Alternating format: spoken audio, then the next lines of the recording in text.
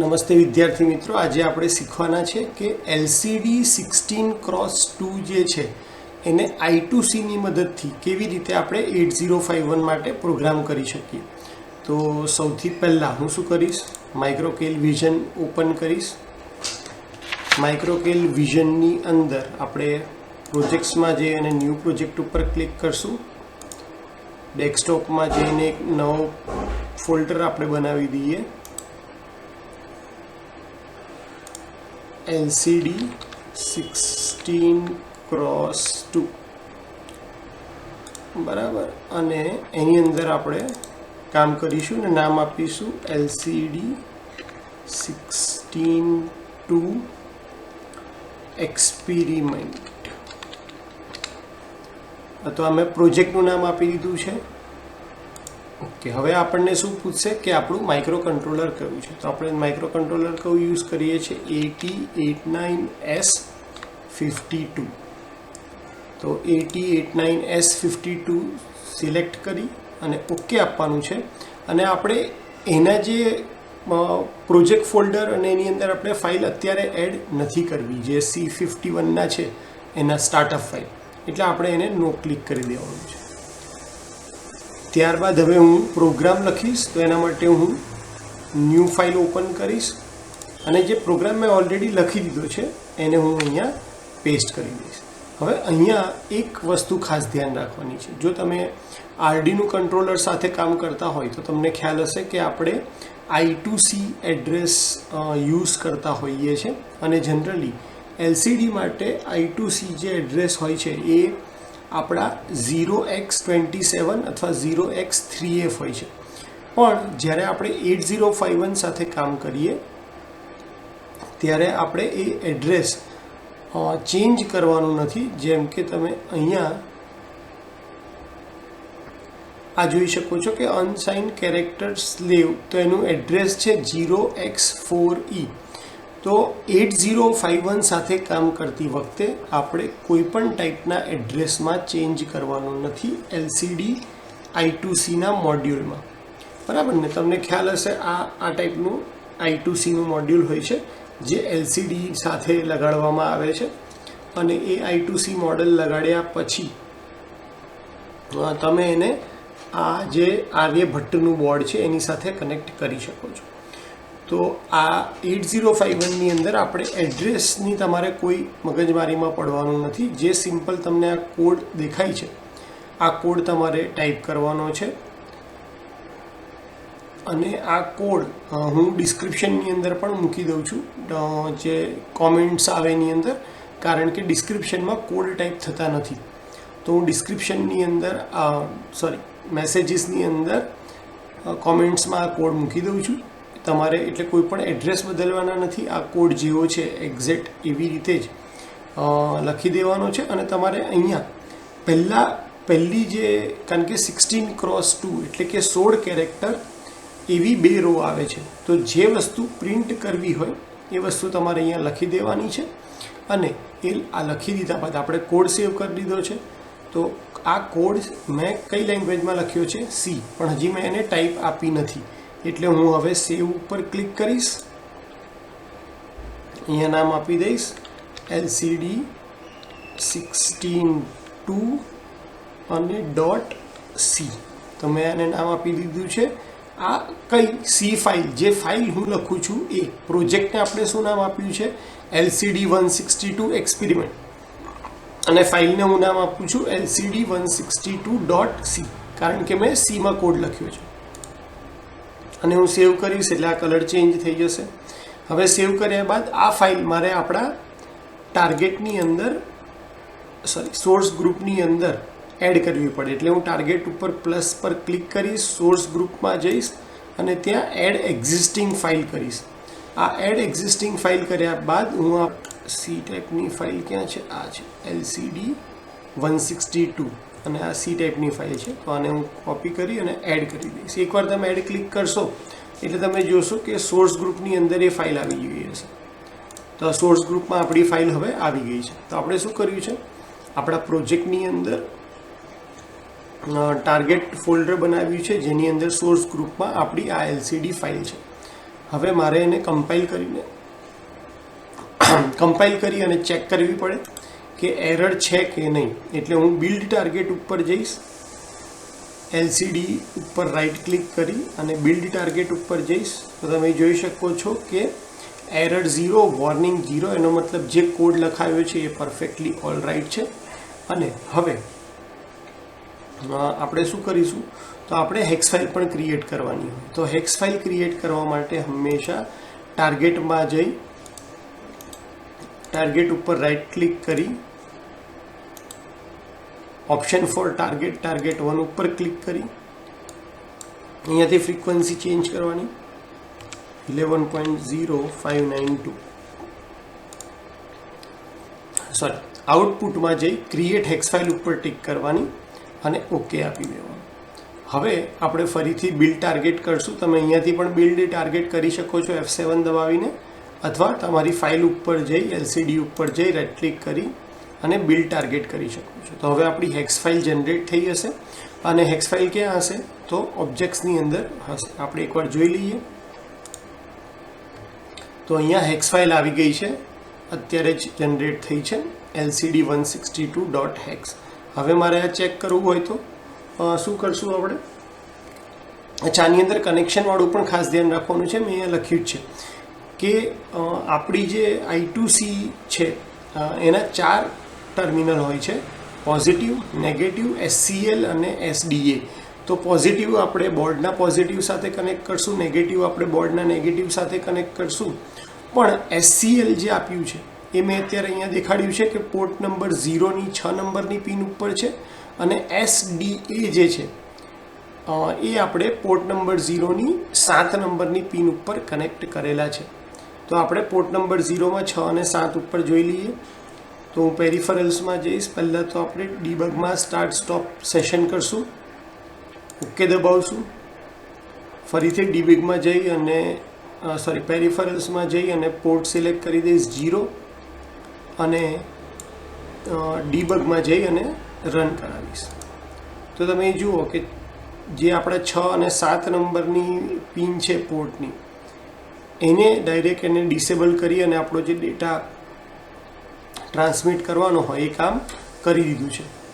એટલા માટે હવે આપણે આને પ્રોગ્રામને ProgISPની મદદથી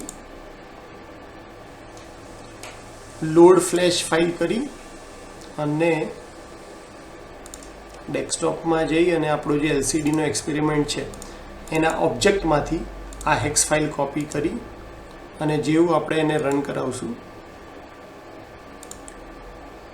અચ્છા, અત્યારે પ્રોગ્રામર મેં કાઢી નાખ્યું છે એટલા માટે.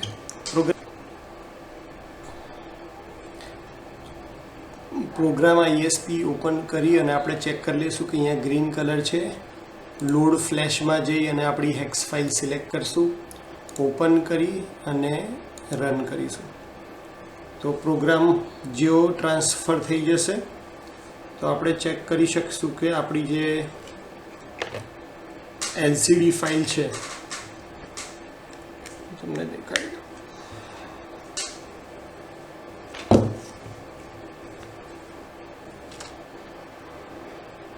એની અંદર તમને લખેલું દેખાશે. કદાચ અત્યારે આ રીતે નહીં દેખાય તો એક સ્પેશિયલ અલગથી વિડીયો પાડી લઈશ આનો અને તમને દેખાડી દઈશ.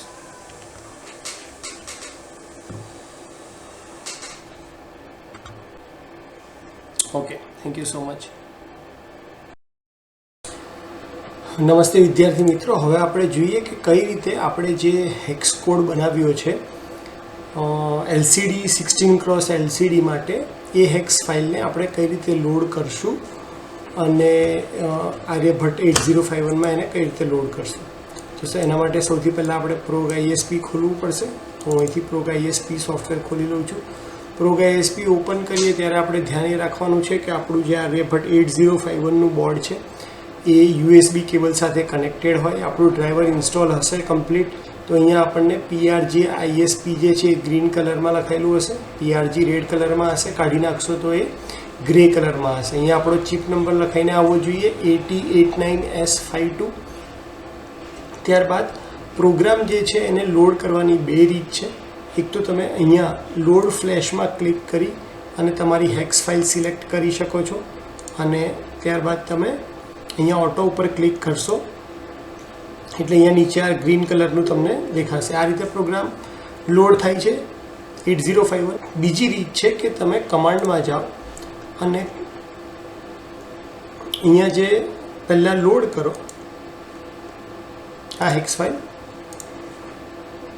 અને પછી રાઇટ ફ્લેશ દબાવો.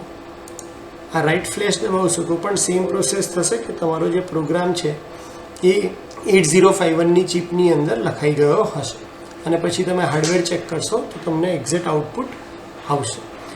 મારા આ જે હાર્ડવેર કનેક્શનનો એક્સપિરિયન્સ છે મેં આટલા પ્રેક્ટિકલ એના ઉપર કર્યા છે એના ઉપરથી હું તમને એક ખાસ વાત કહું કે મોસ્ટલી પોર્ટ નંબર 0 અને પોર્ટ નંબર 2 ઉપર તમે કનેક્શન કરો છો ત્યારે કોઈ વાંધો આવતો નથી, પણ જો તમે પોર્ટ નંબર 1ને યુઝ કરો છો કનેક્શન કરવા માટે તો આ જે ડેટા ટ્રાન્સફર કરતી વખતે એ પોર્ટ 1નો યુઝ કરતો હશે એટલા માટે આ આર્યભટ્ટ બોર્ડની એક ખામી કહી શકું કે ચિપ લેવલ એરર આવી જાય છે, એટલે unable to write on chip કરીને એરર આવે છે અને એટલા માટે હંમેશા એડવાઇઝેબલ એ છે કે તમે તમારા કનેક્શન પોર્ટ 0 અથવા પોર્ટ 2 ઉપર ડાયરેક્ટ કરી અને પછી પ્રોગ્રામ નાખશો તો પણ વાંધો નથી, પણ કોઈ પણ ટાઈપની અંદર એક સ્ટાન્ડર્ડ જ બનાવી લો કે પહેલાં તમે તમારો જે કોડ છે એ એમનેમ આર્યભટ્ટ 8051 બોર્ડમાં નાખી દો અને કોડ ટ્રાન્સફર થઈ જાય પછી જ હાર્ડવેરના કનેક્શન કરો. પોર્ટ નંબર 1 સાથે કામ કરતા હોય ત્યારે આ વસ્તુ ખાસ તમારે યાદ રાખવી પડશે કે પ્રોગ્રામ ટ્રાન્સફર કરતી વખતે પોર્ટ નંબર 1 ઉપર તમારે કોઈ કનેક્શન રાખવા નહીં. પહેલાં પ્રોગ્રામ ટ્રાન્સફર કરી લો પછી જ તમે આર્યભટ્ટને બોર્ડની અંદર કનેક્શન કરી લો. પ્રોગ્રામ નાખ્યા પછી જ એના કનેક્શન કરજો. પોર્ટ નંબર 0 અને પોર્ટ નંબર 2માં એવો કોઈ ઇશ્યુ આવતો નથી, પણ એક સ્ટાન્ડર્ડ પ્રેક્ટિસ તરીકે હંમેશા કોડ પહેલાં 8051માં પછી જ તમે હાર્ડવેરના કનેક્શન કરજો. હોપ કે તમને આ કઈ રીતે કોડ ટ્રાન્સફર કરવો એ ખ્યાલ આવી ગયો હશે. Thank you so much. નમસ્તે સ્ટુડન્ટ. પહેલાં આપણે હાર્ડવેર કનેક્શન જોઈ લઈએ કે જ્યારે મારે 16x2 LCDને I2C સાથે કનેક્ટ કરવી હોય તો કનેક્શન કેવું રાખવું પડે. I2Cને લીધે આપણું કામ બહુ સિમ્પલ થઈ જાય છે કે ખાલી 4 કનેક્શનથી જ તમે 8051 સાથે LCDને કનેક્ટ કરી શકો છો અને એટલા માટે આપણે એનું પહેલાં કનેક્શન જોવાના છે ડાયાગ્રામમાં. તો 16x2 LCD સાથે તમે I2C કનેક્ટ કરશો. I2Cના 4 ટર્મિનલ હોય છે. કયા કયા ટર્મિનલ છે તો SCL, SDA, VCC અને ગ્રાઉન્ડ. તો આપણને ખ્યાલ છે કે 8051ની અંદર આપણને પ્લસ અને માઇનસ આર્યભટ્ટ બોર્ડની અંદર આપ્યા હોય છે. તો પ્લસ એટલે પોઝિટિવ સપ્લાય, તો VCC આપણે કનેક્ટ કરી દઈશું પોઝિટિવમાં, ગ્રાઉન્ડ આપણે કનેક્ટ કરી દઈશું નેગેટિવ ટર્મિનલમાં એટલે કે ગ્રાઉન્ડ. આ ખાસ ઇમ્પોર્ટન્ટ છે કે SDAનું કનેક્શન આપણે આપવાના છે 0.7માં. SDAનું કનેક્શન પોર્ટ નંબર 0ના પિન નંબર 7માં અને SCL જે છે એનું કનેક્શન આપવાના છે આપણે 0.6ની અંદર. તો SCL 0.6 અને SDA 0.7માં કનેક્ટ કરવાના છે. હવે આપણે ફિઝિકલી એનું હાર્ડવેર કનેક્શન જોઈ લઈએ. તો આપણને કઈ કઈ વસ્તુની જરૂર પડશે તો આપણને જરૂર પડશે આ આર્યભટ્ટ 8051 બોર્ડ, એને સપ્લાય આપવા માટે એનો કેબલ, આ 16x2 LCD અને અહીંયા જે તમને દેખાય છે આ I2C IC છે. અહીંયા તમે જુઓ કે હું જો I2C IC યુઝ ના કરું તો મારે આ 16 પિન જે છે એની સાથે કનેક્શન કરવા પડે અને જે કનેક્શન બહુ લેન્ધી થઈ જાય. એની જગ્યાએ આ I2C જે છે એ આપણને ફેસિલિટી આપે છે કે આપણે ખાલી 4 ટર્મિનલની મદદથી જ આ કનેક્શન કરી શકીએ. તો હવે પાછા હું કનેક્શન અહીંયા કનેક્ટ કરી દઉં છું. અહીંયા આ રીતે તમારે જોવાનું કે આ જે કોન્ટેક્ટ છે એ ડાયરેક્ટ તમારા LCDના આની અંદર સીધા ફિટ બેસી જાય.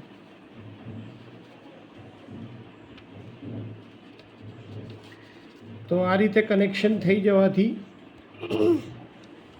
એક મિનિટ આ રીતે કનેક્શન પરફેક્ટ અહીંયા બેસી ગયું છે. અહીંયાથી તમે બ્રાઇટનેસ ઓછી વધતી કરી શકો છો. ઘણીવાર એવું હોય છે કે કોડ તમારો સાચો હોય પણ તમારી બ્રાઇટનેસ ઓછી હોવાને લીધે અહીંયા ડિસ્પ્લે ઉપર તમે કંઈ જોઈ શકતા નથી. અને આની અંદર SCA અને SCLનું કનેક્શન જો હલી જતું હોય ત્યારે પણ તમે કોડ જોઈ શકતા નથી. જેમ કે અત્યારે તમને દેખાય છે કે આ કોડ કનેક્શન સ્લાઇડ હલી ગયું છે. હવે જો હું અહીંયા જેવો સપ્લાય આપીશ, લાઇટ હલાવીશ, તો અહીંયા પાવર ઓફ કરું છું એકવાર અને પાવર ઓન કરીશ અને એકવાર રીસેટનું બટન દબાવી દઈશ તો જુઓ પાછું તમને અહીંયા ડિસ્પ્લે પર દેખાઈ ગયું. જે આપણે લખવું છે એ LCD હાર્દિક હેલો વર્લ્ડ. આનો કોડ કઈ રીતે લખવાનો, ક્યાંથી લેવાનો, એ બધું આપણે આગલા પાર્ટની અંદર પાર્ટ 7ની અંદર સમજાવ્યું છે. અત્યારે તમને કનેક્શન મેં સમજાયા. કનેક્શનની અંદર જુઓ આપણા આર્યભટ્ટની બોર્ડની અંદર અહીંયા S પ્લસ અને માઇનસ છે. તો પ્લસ જે છે એ મેં આપણી I2C બોર્ડ છે એના VCC ટર્મિનલ પર આપી દીધું છે. અહીંયા તમને પાછળ લખેલા દેખાશે જ કનેક્શન. તો VCC ગ્રાઉન્ડ, SCA અને SDL. તો VCCની અંદર મેં સપ્લાય આપ્યો છે, ગ્રાઉન્ડમાં મેં માઇનસ કનેક્ટ કર્યું છે અહીંયાથી, અને 0.6 અને 0.7 આ જે પોર્ટ નંબર 0ની 0.6 અને 0.7 નંબર ઉપર આપણે SCL અને SDL કનેક્ટ કરેલા છે. SCL 0.6 ઉપર, SDA 0.7 ઉપર કનેક્ટ કરેલા છે. તો આ રીતે કનેક્શન તમે પ્રોપર કર્યું હશે હાર્ડવેરનું તો તમારું જે ડિસ્પ્લે છે અને પ્રોગ્રામ તમે સરખો અંદર નાખ્યો હશે તો ડિસ્પ્લે તમારી પ્રોપર રિઝલ્ટ આપશે. તો તમને હવે ખ્યાલ આવી ગયો હશે કે કઈ રીતે 8051 બોર્ડ સાથે LCD I2Cની મદદથી કનેક્ટ કરવાની. Thank you so much.